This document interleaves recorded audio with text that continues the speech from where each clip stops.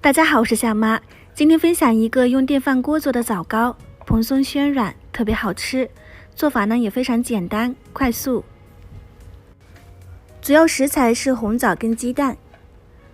红枣我准备了130克，去掉核之后大概110克左右。大家也可以用吸管从中间去掉，会比较方便。上锅蒸8到10分钟。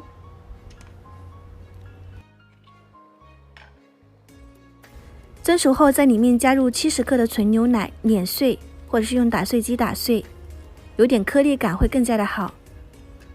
再打入4个土鸡蛋，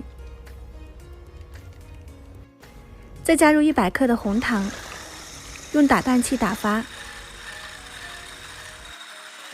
打到体积2杯大小，大概3分钟左右。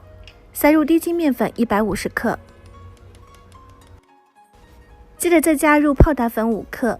玉米淀粉15克，炒菜的手法翻拌均匀，再在里面加入一些白芝麻、玉米油30克。电饭锅内胆里面刷上一层油，方便脱模。把搅拌好的面糊倒进去，表面撒一些白芝麻，按蛋糕键给它焖熟。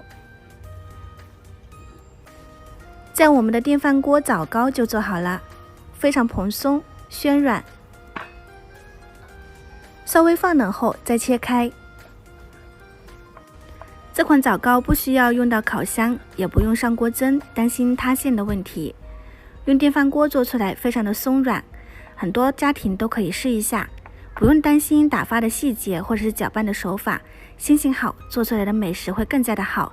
喜欢的朋友可以收藏起来试一下。感谢大家的观看，我是夏妈，我们下期再见。